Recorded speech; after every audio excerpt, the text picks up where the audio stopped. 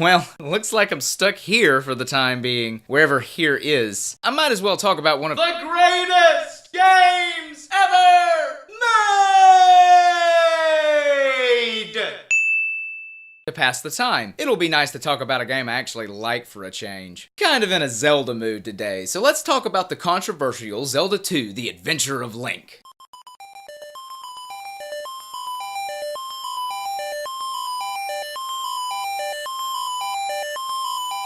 I feel like Zelda 2 has gotten a bad rap on this channel. I want to set the record straight. I actually really like this game. And before we even start, I absolutely think it deserves the GGEME seal of approval. So why exactly? Because there's a lot of people who don't like this game. And you know, I get it. This is easily the hardest Zelda game, period. The difficulty curve is all over the place, and it takes some true dedication to see your way to the end. And I mean some true dedication.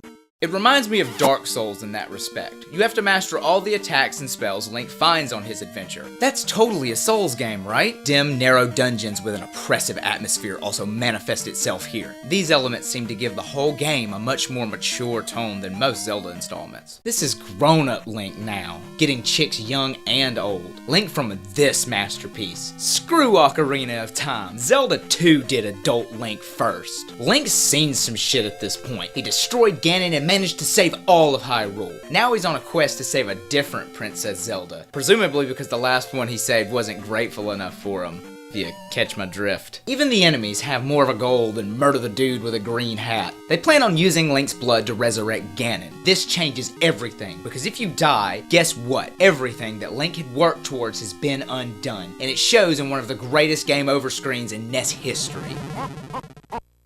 That's that. Ganon's back and all hope is lost. It's too bad you weren't good enough to save the day this time. So it's safe to say that Nintendo set the stakes pretty high for Zelda 2. Even so, a common complaint is this one is too different from all the other Zelda games. And yeah, when you take a look at the series as a whole, this one doesn't really seem like it's from the same franchise. But you have to look at it in the context of when it came out. The Legend of Zelda was huge. Nintendo wanted to make sure that if they made a sequel, then it would be just as successful. And you know, Nintendo hadn't really mastered how to do a second installment yet. Mario had ended up with 2 different sequels, but it was the American 2 Mario that showed Nintendo could take a different approach and it still be received positively. They knew this Link was going to be older, and I think they wanted gameplay that would reflect that, while still keeping to the core concepts of the original, which was exploring dungeons and battling enemies. They looked to a game that had accomplished a similar vibe before, Metroid, and tried to incorporate elements from its gameplay into its own. There's also no denying another important influence on the developers, Dragon Quest, or more specifically, the rise of RPGs in Japan. Dragon Quest was huge in Japan at the time, and I'm positive that everyone at Nintendo were fans. It was a no-brainer what series they could include some of those juicy RPG elements in. I think Nintendo were trying to go for a hybrid of Metroid and Dragon Quest, with Link sprinkled on top for Zelda 2. And you know, I think they pulled it off pretty well. But that's not to say this game doesn't have flaws, because oh boy does it have some flaws. I mentioned before that there isn't really a difficulty curve in this game. It's more like a succession of walls that you just have to keep running face first into until you finally just force your way through it. With enough practice and determination, you can overcome all the challenges thrown at you, even if you end up rage quitting the game for short bursts of time. That's not a good thing. A lot of times you'll feel like there's absolutely no way you'll ever make it past it, and it can be really discouraging. I guess that's why it feels all the sweeter when you finally